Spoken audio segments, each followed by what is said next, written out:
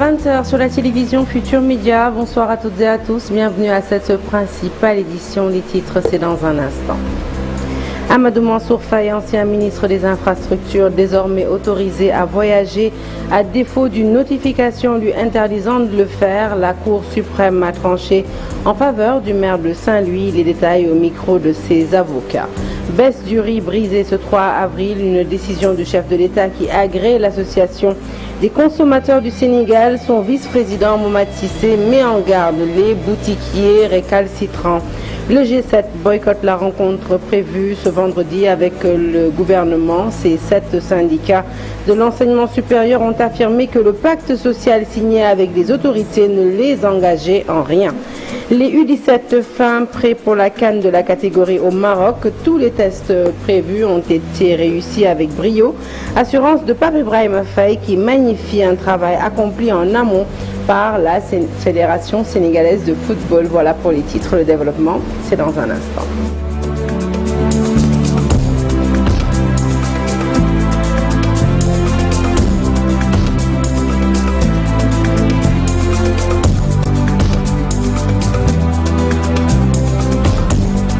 Bonsoir à toutes et à tous et re-bienvenue. À défaut de recevoir une notification concernant son interdiction de sortir du pays, eh bien Amadou Mansour Faye peut désormais voyager quand il le veut.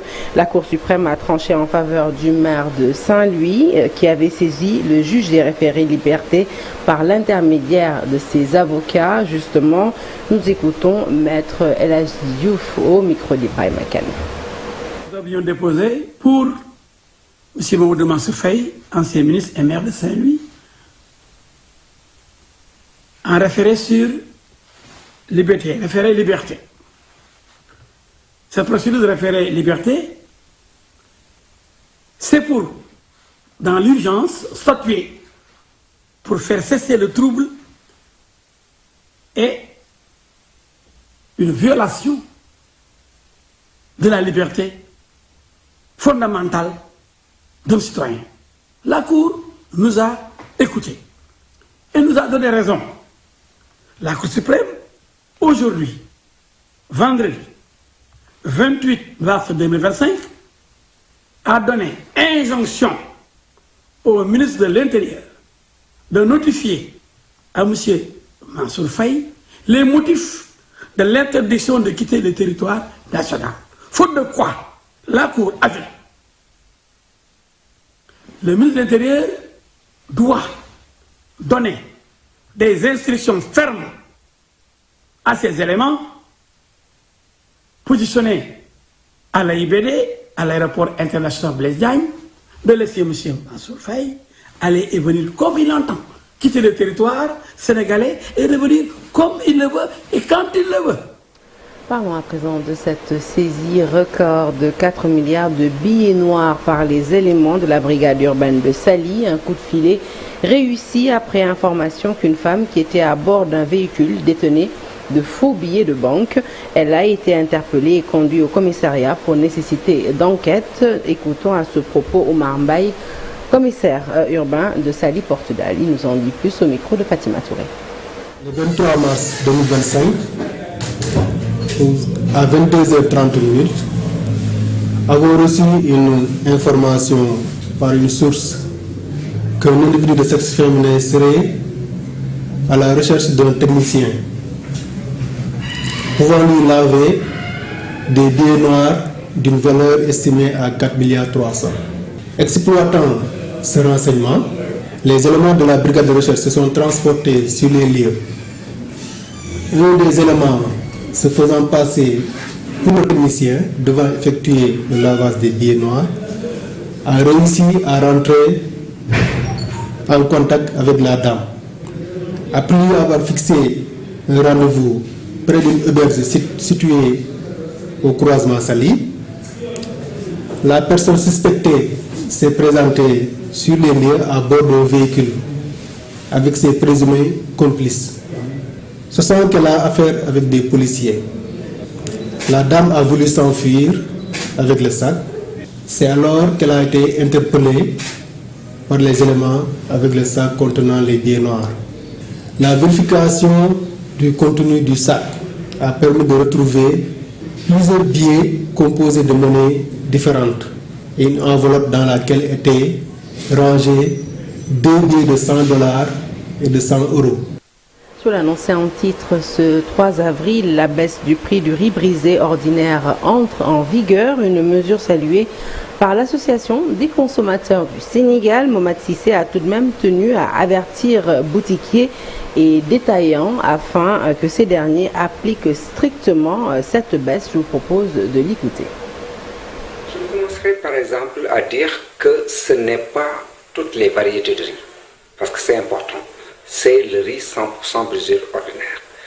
Et l'application ne se fera qu'après que le président ait eu à prendre compte de l'arrêté, c'est-à-dire le 3 avril.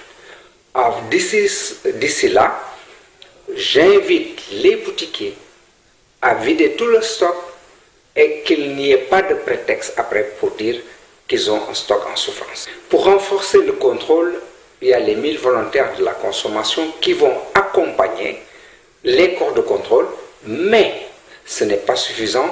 Ce qu'il faut, c'est que le consommateur ait cet esprit de dénonciation. Au cas où ils auraient constaté que le boutiquier ne veut pas appliquer les prix consentis d'une manière consensuelle, c'est-à-dire 350 francs le kilo pour le 100% brisé. Par rapport au prix, quel est entré en vigueur? À Saint-Louis, cette mesure qui consiste à baisser le prix du riz brisé a été bien accueillie par les consommateurs. Toutefois, ils exhortent le ministre du Commerce à penser à réduire également le prix du riz brisé local, très prisé par les populations de la région nord, des consommateurs qui exigent également des mesures d'accompagnement pour le respect de cette décision. Suivant ce reportage signé Ousseinou Diop et Habib Seck au marché de Tendiguène. Le riz brisé sera effectif à partir du 3 avril prochain. Les consommateurs saluent cette mesure prise par le gouvernement du Sénégal. Toutefois, Youssou Sarré demande le respect des prix par les commerçants et met en garde le ministre du Commerce. Je crois que c'est une très bonne chose. La population quand même a besoin de cette baisse-là. C'est extrêmement important. Il faut que les commerçants aussi respectent les prix officiels. Ndeye Diop habite à Gandon. Elle était venue au marché Tendiguène pour acheter du riz. Elle salue l'initiative et prône la réduction drastique des autres produits de première nécessité. C'est une bonne chose, mais il faut diminuer les autres prix des denrées de première nécessité. Nous vivons des moments difficiles ces derniers mois. Il faut donc que le ministre pense à diminuer les autres prix. L'association du comité d'entreprise des marchés de Saint-Louis dit être en phase avec le ministre du Commerce. Pour Cheikh Ndiaye, son président, la baisse est venue à son heure. Il souhaite aussi que le prix du riz local, très prisé par les Sénégalais, soit revu à la baisse. L'initiative est bonne. J'ai même félicité le gouvernement. Moi, je demande à tous les commerçants de respecter cette mesure. Il faut aussi que le ministre pense à diminuer les autres prix du riz local produit ici dans la région nord. La prochaine baisse du prix du riz brisé est aujourd'hui sur toutes les lèvres au marché Tendiguène. Commerçants et consommateurs applaudissent des deux mains et invitent le ministre du Commerce à prendre toutes les mesures nécessaires pour le respect de cette décision qui va alléger un peu le portefeuille des ménages. Et nous restons dans le domaine de la consommation pour parler cette fois-ci de ces centaines de tonnes de pommes de terre en péril dans la zone des Niayes. Producteurs de la zone, mais aussi commerçants, se sont retrouvés à Kayar pour dénoncer la concurrence dont ils font l'objet par les propriétaires d'agrobusiness dont les productions inondent le marché. Une déclaration faite lors de la visite des deux ministres de l'Agriculture et celui du Commerce en tournée dans la zone. Je vous propose d'écouter ces producteurs qui menacent d'investir la rue si l'État ne réagit pas à leurs doléances. Le reportage est signé Charanta Diop et c'est à la tire. Ils se sont regroupés ici à Kayar pour crier haut et fort.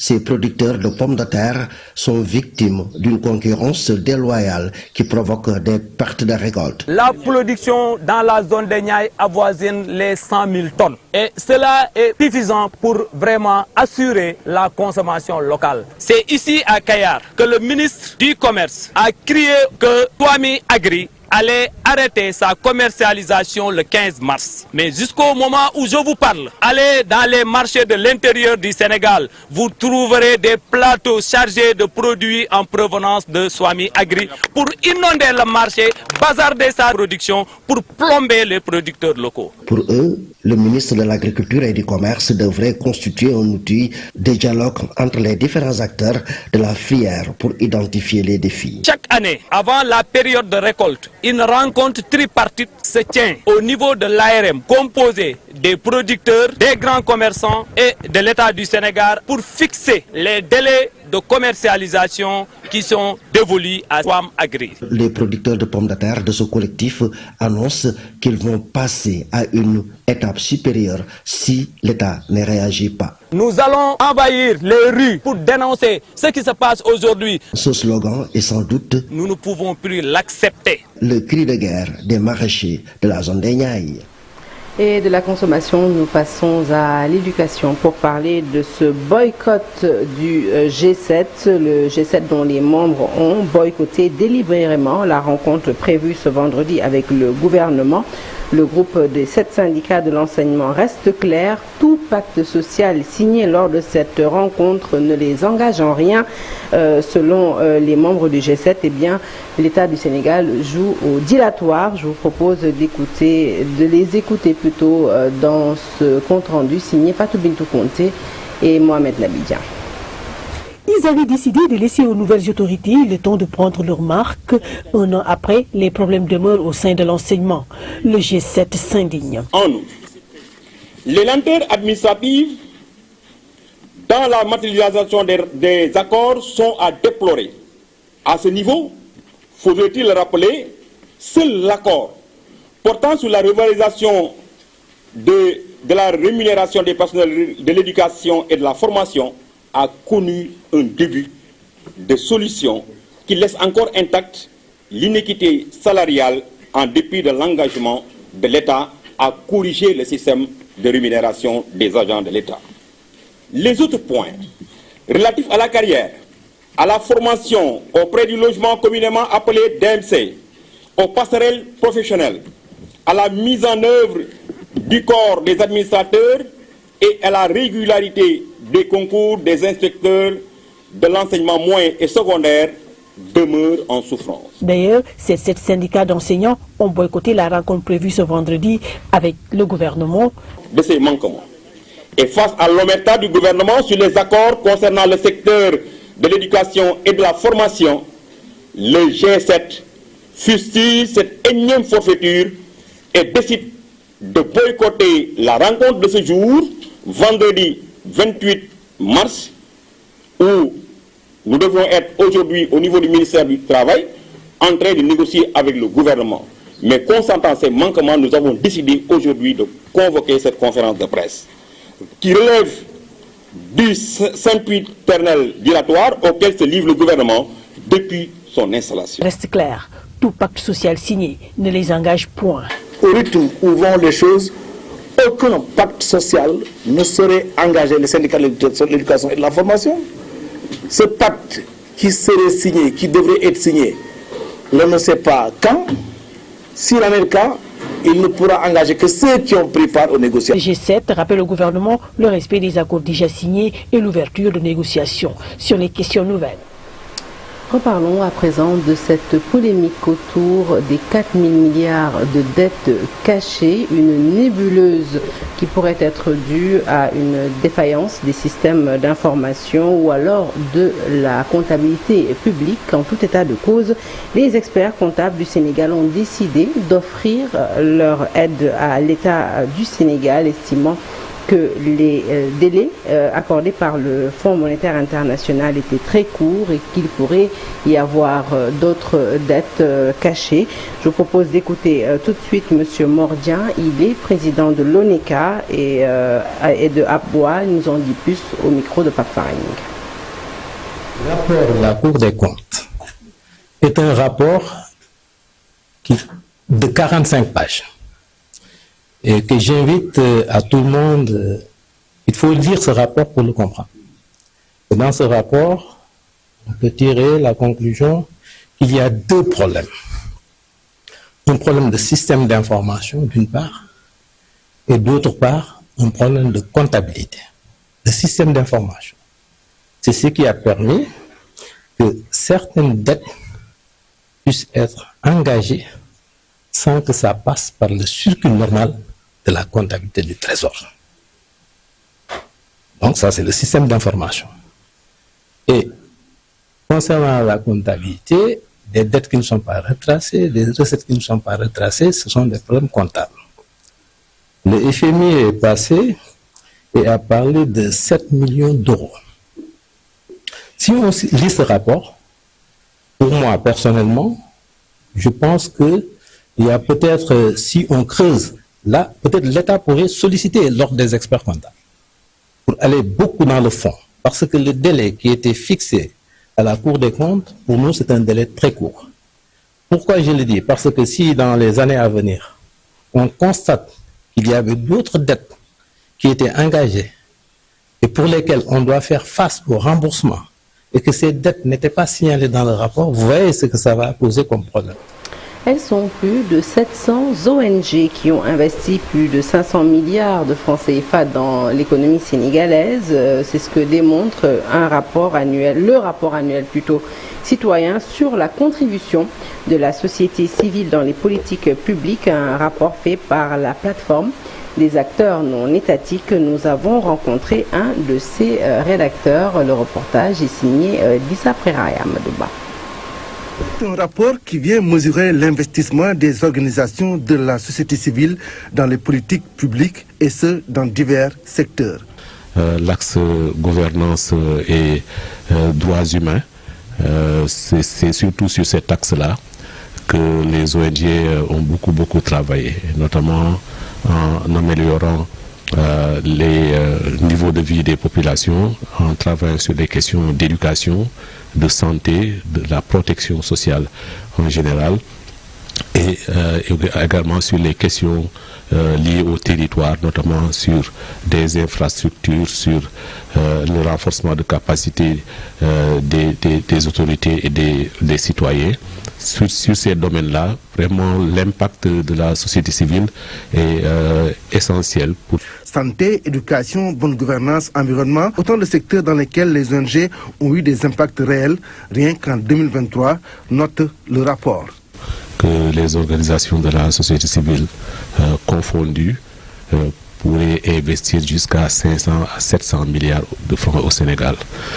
Ces données nous sont fournies avec l'échantillon d'ONG que nous avons prises par le ministère de l'Intérieur et nous pensons que ce sont des données fiables. Donc rien qu'en 2023, avec 89 ONG qui étaient notre échantillon, nous en sommes à plus de 124 milliards d'investissements.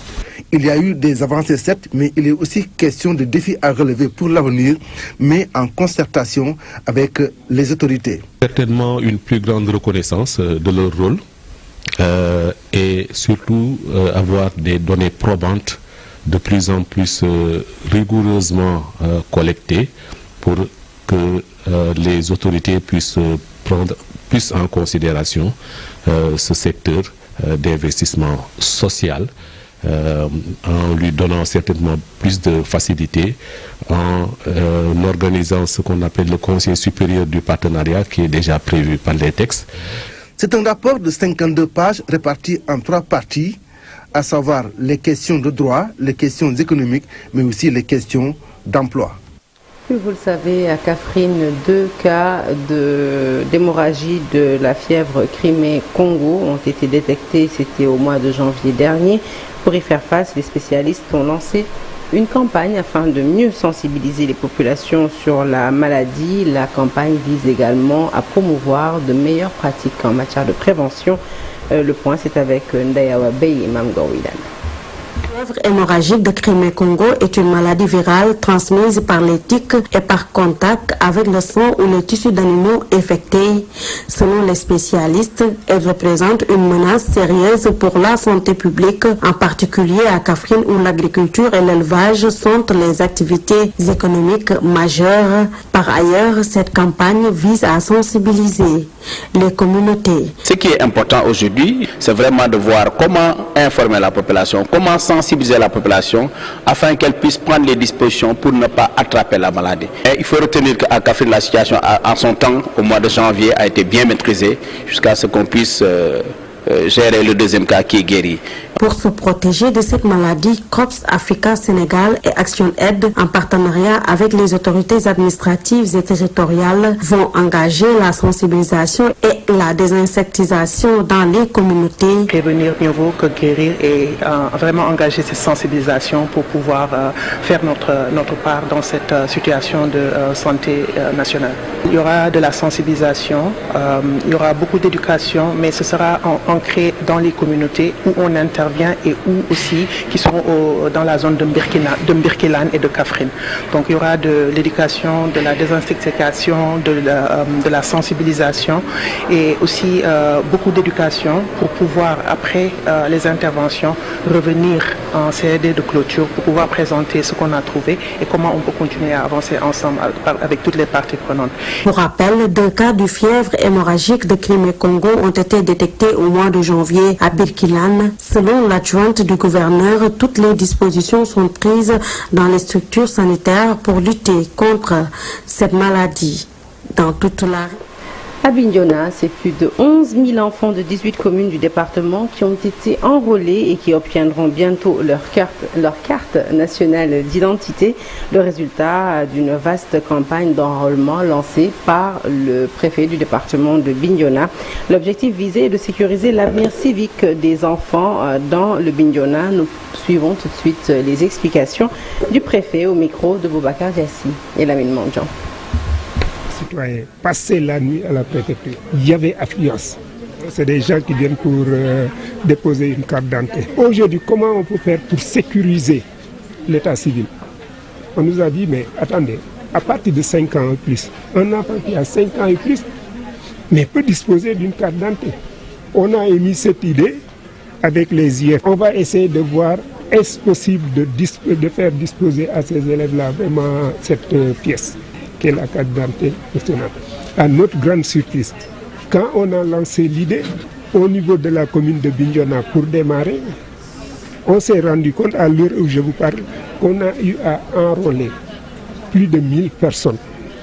Pour être plus précis, 1461 personnes, élèves, ont été enrôlés. Donc avec un budget de 0 francs, on a pu faire au niveau des 18 communes. On a eu à faire au niveau de chaque commune 2 jours. Et à partir de ce moment, quand on a fait l'évaluation, mais on s'est rendu compte qu'on a eu à enrôler plus de 6000 personnes durant cette opération. Mais quand on a fait le total de ce qu'on a enrôlé, on s'est retrouvé avec plus de 11 000 enrôlés. Et puis cette bonne nouvelle, bientôt l'érection du mémorial Gorée Almadi contre l'oubli et la mémoire au Sénégal. Une déclaration du coordonnateur du projet. Des échanges probants se sont déroulés avec les autorités de la République pour mettre en place ce monument dans un peu moins de 2 ans. Les détails, c'est avec Malikan qui en est le coordonnateur et que je vous propose d'écouter au micro de Lisa Prera. Et la sauvegarde de Gorée qui a ses antennes dans toutes les diasporas noires, que ce soit l'antenne américaine des États-Unis, l'antenne des Caraïbes, l'antenne du Brésil, l'antenne Colombie, etc., a eu à contacter le Premier ministre Ousmane Sonko, qui a donné une suite favorable en nous mettant en contact avec ses conseillers, avec qui nous avons fait une réunion technique préalable où des propositions étaient déjà faites. L'audience est pendante et ça se fera avant avril, juste après la Korité. Mais de quoi il s'agit? C'est de voir un partenariat public-privé entre l'État du Sénégal, qui est État parti au mémorial, comme tant d'autres États. Mais cet État du Sénégal qui a offert un terrain avec titre foncier, cet État du Sénégal qui est prêt à faire une contribution financière, va ouvrir avec la fondation du mémorial pour une campagne internationale au niveau des Nations Unies pour une première fois pour permettre aux États membres des Nations Unies de cotiser, de sorte que le président de la République puisse, à travers les fonds collectés, procéder au financement du mémorial et à sa construction et livraison d'ici 18 mois. Donc ça, c'est l'état actuel du projet. La fondation est compétente, elle est aujourd'hui sur la bonne route, elle négocie avec la primature, de nouveaux aspects ont été posés sur la table et on s'ouvre au partenariat public-privé pour que private equity, les formes de financement, d'ouverture du capital, de blockchain, vous voyez, de monnaie digitale, de toutes sources innovantes puissent être versées dans un projet qui doit aujourd'hui se mettre à jour et puis se mettre à niveau par rapport au nouveau contexte géostratégique, au nouveau contexte diplomatique. Malik Khan, coordonnateur du projet mémorial Gorée Almadi contre l'oubli et la mémoire. Nous passons au sport. Pas de problème majeur pour les Lionceaux U17 du Sénégal au test d'IRM à 2 jours seulement du début de la CAN de la catégorie au Maroc.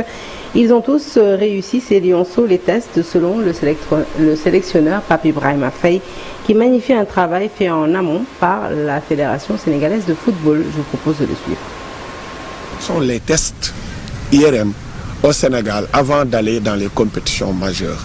Donc ça, on ne peut que vraiment remercier cette expérience acquise par la structure mère, la fédération. Donc nous, on est là aujourd'hui. Nous nous sommes déplacés avec 23. Tous les 23 ont passé hier, ici au Maroc, les tests IRM. Alors ils sont tous passés, ils ont réussi leur test IRM.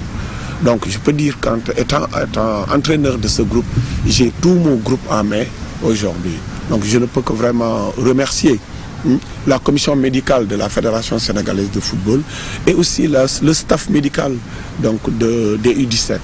Donc je les remercie et je les félicite pour leur expertise dans tout ça. Fin de ce journal que je suis ravie de vous avoir présenté. Si vous êtes à table, bon appétit. Un peu plus tard dans la soirée, votre émission fétiche Ramadan, le Ramadan qui tire bien entendu à sa fin. Quartier général avec Pape Cheikh Diallo et toute sa team. Excellente suite de programme en notre compagnie et bon début de week-end à toutes et à tous.